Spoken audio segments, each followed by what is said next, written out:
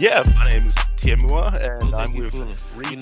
Hey, Yeah, and this is episode 2 of Baiju Baiju Billabong. Billabong. Yeah, mate. Hell yeah. Baiju. Thanks Yeah, to so- everyone who listened to the last episode. We've had a good amount of listens. We definitely exceeded the target we were running for, or hoping for. Feel free to give us more feedback, though. It's always good. Yeah, I guess the big stories recently have been, the Falun Gong and, James Palmer, of course. Where should we begin? Probably the Falun Gong, or? Yeah, let's start with the ABC has run a series of 3 radio shows, Mm-hmm. podcasts, every Sunday night looking at Falun Gong. The first episode was sort of like, it was like a personal angle. Okay, I haven't seen these. Was it the same that same girl, American girl, who got abused in that Dragon Springs, whatever? No, I listened to her about another one. This one was about a Sydney woman whose mother or auntie, one of the two, stopped taking her blood pressure medication because she was told by doco. Yeah. Yeah, allegedly she was told by Falun Gong that you don't take that sort of stuff and that meditation will heal you of ills and all that sort of stuff. So that was kind of the vibe for the first episode, which I found quite weird. They were kind of like describing Falun Gong as like, they specifically said that they're like very whispery and the conversations are always quiet and hush hush, and it was very suspicious. And I was like, these are some weird vibes you push, especially with the anti-Chinese racism we're seeing a lot at the moment. Yeah. There's like kind of a peril kind of thing going. Yeah, but that was just the first episode. And then the second one, it really moves into the organization. And then the second episode it focuses on involvement in America, the Trump campaign, fake news. She's quite a broad brush, but the journalist, what's her name again? Hader Cohen. Haga Cohen. Yeah, she can't. Yeah, there's a lot going on there, and she sort of brings a lot of it up. It's just everywhere. And then she starts looking at the news, the Epic Times, and then the third episode brings her the connection, or the possible connections between a news outlet in Australia called Vision Times, or VT Media.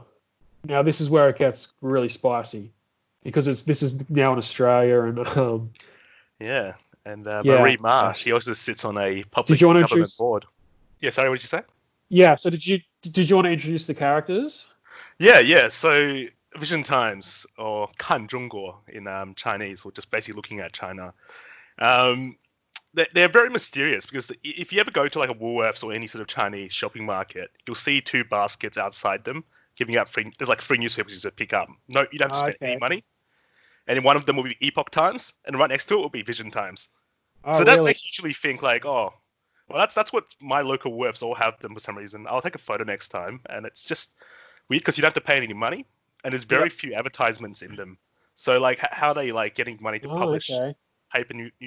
Well, I saw a Shen Yun ad, which makes it even more obvious. Well, actually, sorry, in the ABC series, they mention that that Falun Gong members are volunteering to distribute those newspapers. So there's where some labour costs are being cut. That's definitely a lot of So if you also go down to, for Melbourne listeners, you probably know Little Bourke Street, where there's Chinatown. There is a Tuidang Jigo, which is like a party leaving centre where you can like cancel your party membership down Little Bourke, but it actually has no jurisdiction because the Communist Party doesn't communicate with Falun Gong. But you can sign a little paper and leave the party, and the grandmas will like celebrate when you do it. I've never done it. I've just seen people do it. I don't know. It's a joke, maybe. But yeah, so back to the newspapers, it's very interesting because the content on that is very much pro-Trump, just like what they covered. Yeah, the pro-Trump thing's really weird because I see sort of Biden more as the hawk on China than Trump. So it's weird they've chosen this path. But I also think this ABC series addresses why that is, and I think we'll come back to that later. Yeah. Why they've chosen Trump. The news story is also very anti-China. Like, all of them are anti-China. China Absolutely. Anything, they would spin it to be a negative thing. Like, if China builds, like, a bridge, like, oh, that money is probably stolen from somewhere, like from Uyghur body part selling. They'll try to spin it bad.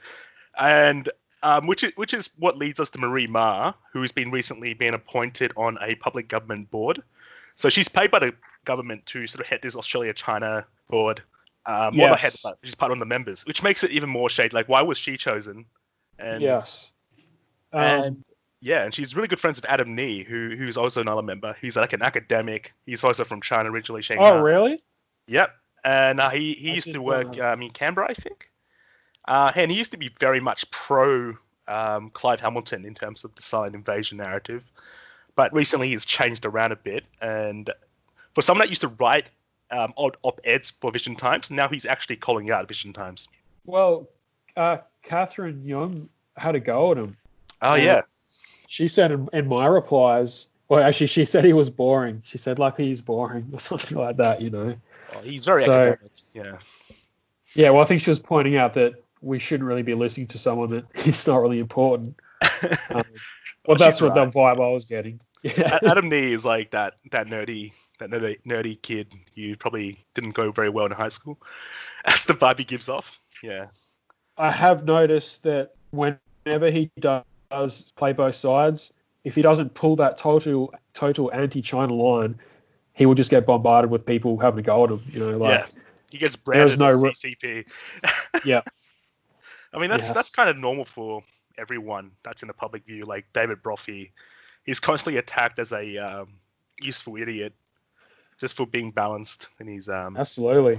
But you've also been recently accused of being a CCP agent, haven't you? So. Oh yeah, by that US social media research group that's being funded by the Department of Defense. Me and Tom Fowdy. It's pretty funny because I wish I was actually getting paid, like they said. So if Xi Jinping's listening out there, yeah, I mean if she's listening out there, please show us some cash, just a few mil, and we'll be your Wu Mao, you know, we'll be your Wu Mao forever, yeah. But unfortunately, no, we're not sponsored by the CPC or CCP or however you say it, and I'm not a government agent, as you know. Sadly, yeah. But yeah, let's talk about Marie Ma. Like, so she had a bit of a meltdown on Twitter, going at a hugger. You saw that, right? Yeah, that was all triggered by her boss. Yeah. He was like, "Congratulations, Hugger-ko. You successfully put Marie's husband and your other family members into China." Hashtag ABC News. Yes. So I noticed in his statement earlier this week about the ABC series, he said specifically that Hagar's prejudice and presumptions were a threat to the Chinese-speaking community in Australia. So he wasn't holding back. So they are able to use that perceived threat from China as a very good cover for not saying where their connections are. Yeah. And it really draws back to that ABC doco, how they showed that dude, that American dude in Taiwan, telling them about how he used to work at Epoch Times, but they would just gaslight anyone that put connections towards them and the Falun Gong. Yes. Yeah. And they're like, no, we can't. We're not related. You know. Yeah. And this time their link is that they're alleging that Marie's family members and husband are in China, which just sounds like it doesn't sound possible, because they always alleging China arrests journalists and stuff, right? Like part of Marie Ma's ilk, and especially with Vision Times, which everyone in the Chinese community thinks is a Falun Gong front. You'd think that all their family would be overseas by now. It just doesn't seem very. I don't know. Maybe they are in China. Maybe Marie Ma is totally innocent, and she's like that one person who's not in the Falun Gong that's in that newspaper. But yeah. So just for people who aren't in the Chinese Australian community, can you just explain how those publications are perceived? I mean, they just, Da Ji Yuan. It sounds a lot like Da Ji Yuan, which it sounds like brothel. So Epoch Times, that's the name of Epoch Times Chinese. People make fun of it a lot. You see it a lot on Twitter. People retweet it when they do Epoch Times post an article like, "Oh, Da Ji Yuan." I'm relatively, I'm pro sex work, because I think it's just a job. But it's just funny because it's just very negative vibes, very negatively. It's like if you read that, you're obviously ignorant about what it is, or you're brainwashed by a cult. Yeah. Rightio. Okay. Well, that gives a bit more context. Yeah, So yeah, so they're not holding back from their criticism of the ABC, and they've also had the backing of Clive Hamilton. He tweeted in the last 24 hours, more or less in defence. So, but he wrote a paper last year with Young. So yeah. just pointing a bunch of names at people anyway. So I don't know. He just goes around. Well, he accuses a lot of people. His little disciple Alex Chosky just went around like a few years ago accusing random Chinese, student association people in Canberra of being CPC spies. That's how they got famous. And yeah, it's very hypocritical that they're saying this now. And especially Clive, he's really odd. Like he had that 以商逼政, which is like to use business to control politics line in his little parliamentary inquiry. Yes. Yeah. And when you Google that term, it only comes up in Epoch Times. And he's like, this is a Communist Party, sort of mantra. And I can't find it anywhere in any Communist Party documents. And I've been searching for a day or two. So maybe he has some secret, super spies in the party. But I just want to know, Clive, how did you get that? Or does he just read the Epoch Times? 2 or 3 days ago, I really was not super wanting to talk about Falun Gong all that much. But after listening to the ABC and then just sort of going through all the different stuff on Twitter, it has a lot of stuff going on. I'm like, well, no, they're legitimately a horrible organization. Like they kill people indirectly most of the time, but also they do destroy people's lives. And yeah, what's the connection? Actually, Marie, we could get back to Marie Marsh. She retweeted Abiy Yemeni. Yeah. And so this is what we were talking about last week. Is because it's the anti-CPC line, just like they're all over that anti-China. This is something we can bank on, and they're not afraid of teaming up with the worst people.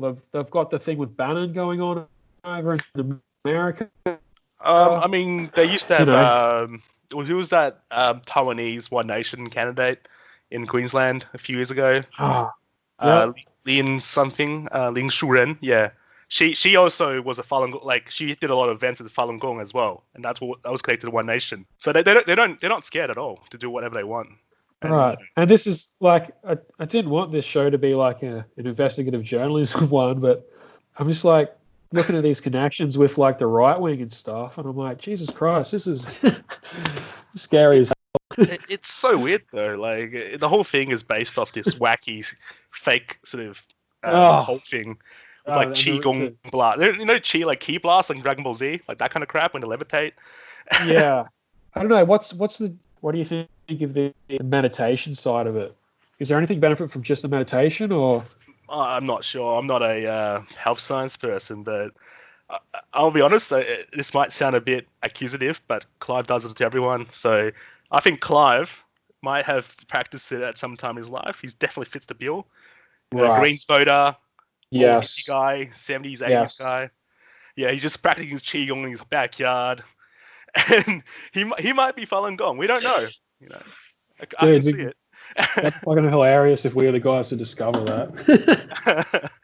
Well, you never know. Like they even have one like Marie Ma who potentially could be that on an Australian government board. So he doesn't. Yeah. So we barely even talked about that the government board that seems to be stacked with people who deny being in Falun Gong.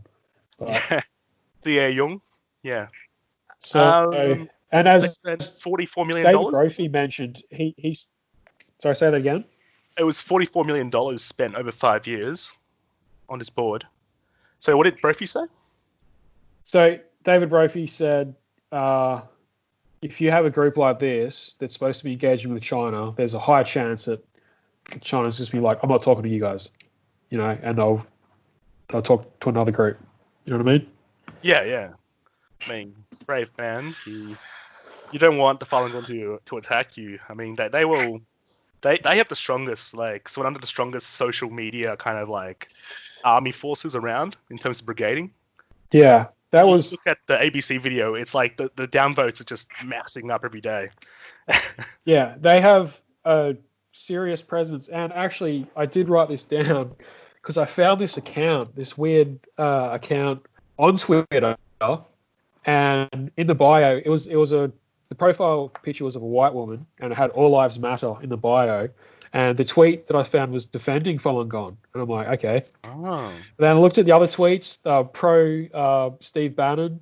They're pushing the hydrochloride cures COVID tweets, but they were retweeting Himalaya. They're the greatest music. So another China connection. Then they were tweeting about the Uyghurs and stuff. So it was kind of like your average Australian right-wing account, but then it has this weird Falun Gong connection again. Do you think it's one of those fake accounts they talked about on ABC? You know how they make fake accounts of like that digitized face making tool they have, AI created faces? Oh yeah, could have That'd been be one of those. Yeah. For those that don't know, Falun Gong have been caught, I think it was by Snopes, to using AI generated faces. So they had Meryl Streep. They used to use like real faces like Meryl Streep promoting Falun Gong, but people worked that out eventually. I mean, it's pretty obvious. But now they're doing AI faces. So a lot of white people who might look kind of weird and jerky are promoting Falun Gong. Well, they're just bots.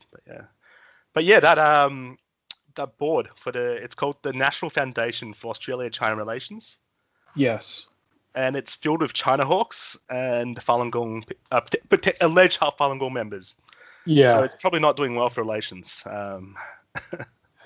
Yeah, we're interested to see how that turns out. We'll have to keep an eye on it. And apparently both members was accused by Jocelyn Chade, former Consul General of Hong Kong, of receiving financial backing from the US. So that also is another link.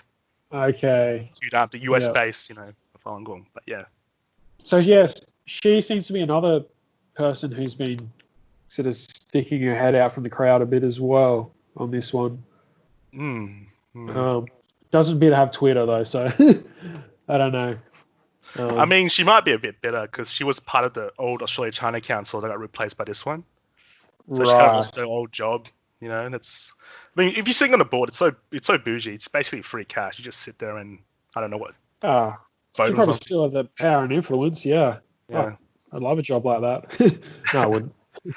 I mean, we all do. I mean, but we want to take those jobs to destroy the system from the inside, of course, not to. Yeah. But, I mean, the whole thing is, I just don't know how people believe in this crap. I mean, if Li Hongzhi, the leader, was so powerful with his chi powers, why does he just Kameya Xi Jinping in the face with his chi blast? He hasn't done it yet, has he? So it's just, how can people believe in this crap? But it's yeah. Yeah. Want to talk about James Palmer or? Yes. Something. What did we mention him before about? Well, he is been trying to sort of promote this thing he's recently tweeted. So he's like, if you want to protect Chinese students' rights, expelling those among them who active work to spy on, report on, threaten their contemporaries is essential. So basically he wants people to expel students who are spies, potentially. That's a it's just a witch hunt, isn't it? Yeah, I mean, then you can just accuse anyone of being a spy. I mean, Dan Andrews or anyone come up. I mean, even Trump. He has a lot of money in China. But in this case, it's Chinese students. And well, this is what's really concerning. Is there's just someone who's in America trying to get a degree so they can go back and have a nice job back home and have a family, and they have to worry about people around them going to, I don't know how American universities work, the dean, and say this guy's doing this and that. Like, how can you relax? Maybe they have like generals because they're so militarized. I don't know, but he also said you need to make any potential little weasel afraid of fucking up their life, making the few cases you do prominent. Take a lesson from the other side and kill some chickens. So he's going hard in on this. Like, he wants to fuck some people up, James Palmer. Probably not himself though, because he's probably not fit enough to do that. But absolutely not. I mean, there's nothing wrong with that. Health at every size. I'm not the fittest person either, so most people aren't. Just a full bully. But he's not a solutions man, as he's happy to to point out what other people should do, but he's also got this idea to make them sign a waiver, any prospective students coming to America. That's not going to do anything. I mean, I'm a spy. I'll just sign it. Well, they get to visa and they're like, oh shit, no, I can't. I'm a spy, man. I can't sign that. Sorry. So I mean, yeah, I don't know that if you guy. know anything about Chinese international students, like if Beijing wants to choose a spy, they're probably the worst spies you can get, like in terms of work ethic. I mean, the ones I know, they just go to karaoke bars and buy weed and or just get gassed on whatever thing they can find. Good on 'em. It's a hedonistic lifestyle, Yeah. Yeah. And yeah, but this idea that I don't know how the average person in America or even Australia is gonna they need to realize that the students are here to study and to have fun and piss up. They're not here to spy on us, like or be a threat, like they're not going to try and convert us to some weird religion either, in relation to True. Yeah. I don't see them practicing Falun Gong that much. I'm concerned that those ideas will permeate the media. I mean, yeah, he does seem to lead a narrative, and these people all seem to sort of gang together and pushing this more narrative. It's reached this point anyway in sort of relations with China, with the Five Eyes, that people are just being pushed as spies. Yeah. I mean, James is a funny fella. Like, there was that thing where everyone's bullying him because he was like, yeah, I have a lot of sex worker friends. That's right. And they're like my sources, just sources, guys, But then you look at a picture of him. Oh my God. And you're like, sources, eh? Yeah. And, and it's just like. And then he tried to explain it. Yeah. Oh, yeah. Oh, then there was that tweet. He's like, oh, China's not that safe outside the built-up urban areas for girls. Trust me, I know. Yeah. And everyone's like, is it because you're outside those areas? You're just scared all chicks away. It's like Kurt Erkenwald trying to explain his tentacle porn that he had on his computer that time. Oh. But, yeah. I think of him when he does that. That little accent he has? He's like, oh no, my name's James Palmer. Oh, my Uyghur sources are gone. Oh, they have no longer on Tinder or Tantan or WeChat. I can no longer get any Uyghur girls. Oh, now I need to get new sources. He just sounds like a giant incel. Everything he says links back. It just seems cringy and unnecessarily angry at some kind of hidden enemy that no one else can see. That only he sees. He's like just knows everything about. Yeah. Yeah. There seems to be so many of those guys like him on anti-China Twitter. Heaps. Like. What else did he say again? It was like anyway. He's had some. Honestly, man, I also tried. I tried to avoid him again this week. I only looked at him tonight because you brought it up. But yeah, what do you think about the TikTok thing? It's a fucking shakedown. It's to get a good sale out of it, so that either Microsoft or Facebook or whatever can just take it off their hands. That's what you're thinking? I mean, I might have a bit of a negative view on TikTok itself because I've interacted with their employees in Beijing. I used to work for a tech company there for a bit, only about half a year. They're very much the type that follow that American dream. They think they can go to America. They're going to get democracy. They're going to get a good house down in Hollywood Hills or something and shoot guns. But the thing is, it's funny because now that whole thing's broken. Like that's shattered, and now they're trying to well up that Chinese support. And as there's this really knowledgeable guy on Twitter. He's this Indian guy called Maitreya Pakel, and he had that point where basically what America's doing is basically what China has always done in terms of forcing companies into the hands of local ownership or partial local ownership. That is true, but it's also the part where China actually has those laws and doesn't say itself as being a free market nation. Yeah. Well, America prescribes itself as the land of free. But in my opinion, I personally have little respect for TikTok as a company. just because of the fact that they're all libs, they're all dirty libs, and they a lot of them are very much the type that would try to change the name to like John Smith if the name is like John Smith, like some Chinese name like John Right. Sichong into John Smith, just because they're like the whitewashing Asian type, and I hate those guys. Yeah. Yeah, that's my opinion. Okay. So that's the workers though, isn't it? Mostly the high execs. Like I remember one guy was like, Okay. he could barely speak English, but he's like, no, we speak English. Like we a professional company. I'm like, dude, like we could just speak Right. Chinese, man. And it was just really annoying.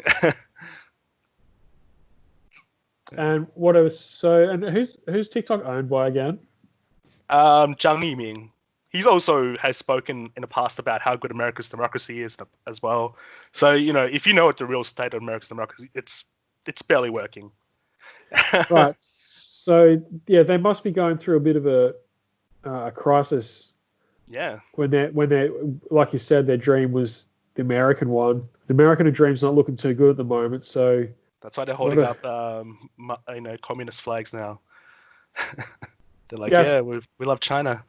I saw that photo. But isn't every company in China over a certain amount of people have to have a contingent of the party? Yeah, and they also, there's that Chinese ownership law, which I think it's really good for a lot of local countries. I think a lot of local countries should do that actually. Like, I mean, not like developing countries. It really puts power into the hands of the indigenous people of those lands. I think it's a. I mean, if America starts heading that way, where they're starting to, give more power to their own people, I mean, fair enough. But they can no longer market themselves as free and yeah. But anyway, this is like a bunch of billionaires losing money. Who cares? Yeah. So I did see that like Instagram is trialing out a new function, which is pretty much TikTok or Vine, but whether that comes out or not. So I have seen some of the some accounts on Twitter saying maybe WeChat should be next. Maybe ban all Chinese apps. Yeah, that's definitely in terms of vibe check. Banning WeChat is definitely going to backfire on America. Even with like the pro-American squad, that's just a huge backfire in terms of vibe check. Because a lot of people use that to talk to their family and stuff, right? Or yeah. Even Falun Gong members use that stuff. They Exactly. have like Falun Gong chat groups everywhere on WeChat, and that's how they for the Australian election. People don't know. A lot of these people, for like Gladys Liu and a lot of those Liberal Party members, were supported by the Falun Gong in these chat groups. They will post like pro-Liberal Party or pro-like right-wing party propaganda by congregating these groups and sort of using a systematic way of posting propaganda for just like anti-immigration laws or whatever. Yeah. Yeah. So they don't know where they're going to go with that, but the relationship is just it's just like two people who. Well, it's more America just getting really pissed. While China's kind of like that stoic dude who sort of hits back up once in a while. But he's also kind of pissed. Yeah. Yeah, well, China just seems to be powering along doing their own thing at the moment. Seems to have survived the floods. But got COVID under control. But they're isolating again, which sounds very dangerous. I don't know what's going on. Nothing compared to America. Or what's going on in Melbourne now, which is actually what they describe China as. Actually, I did hear a story on the ABC this morning about government human services contacting people living on their own, and that the delays it had taken in getting non-English speakers, and then they had like some Mandarin translators and stuff call up to check in to see how people were doing, and they hadn't spoken to anyone for ages, because everyone's been locked up. So it's pretty concerning on Melbourne. It's only been like a week for me, but yeah, it just feels. I'm pretty weak on this part. It feels very lonely in here. That's probably why I'm on Twitter so much now. Yeah.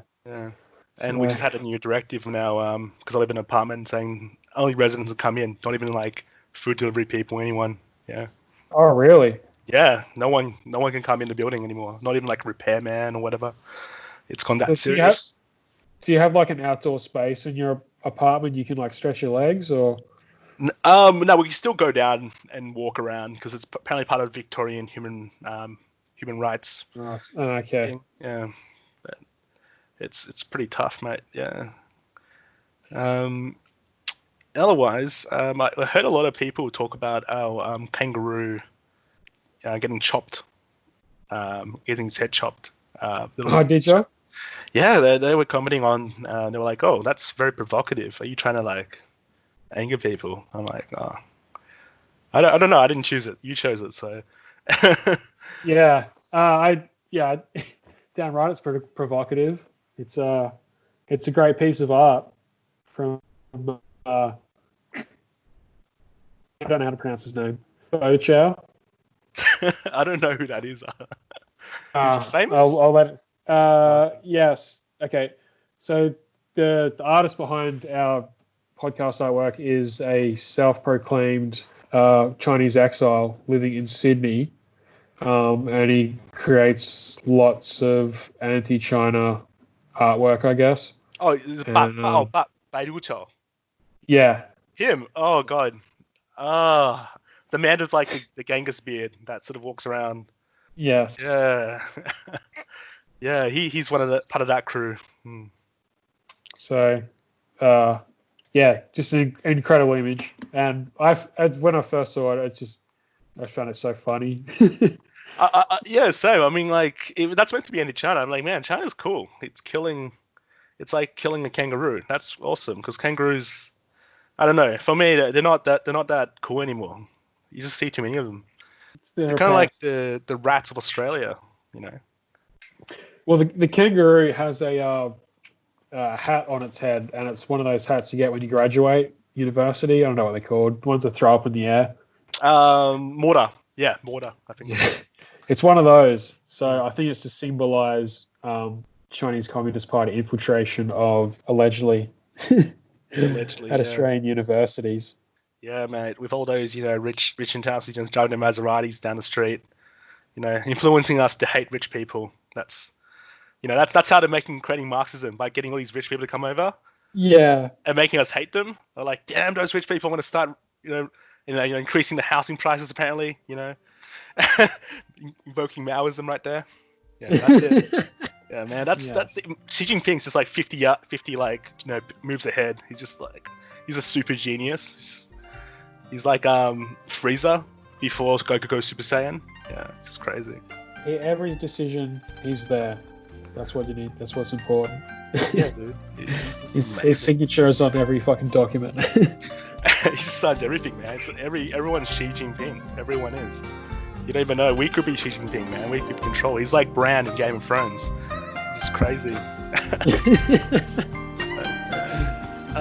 But yeah, what I think that's good for today. Yeah. It's a long episode, but we talked about a lot. Yeah.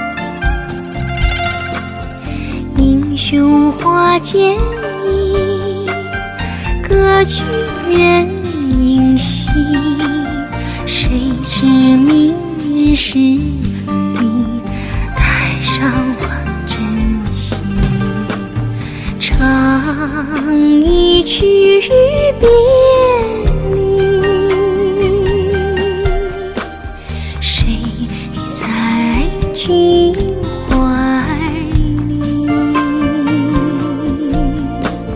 昨日相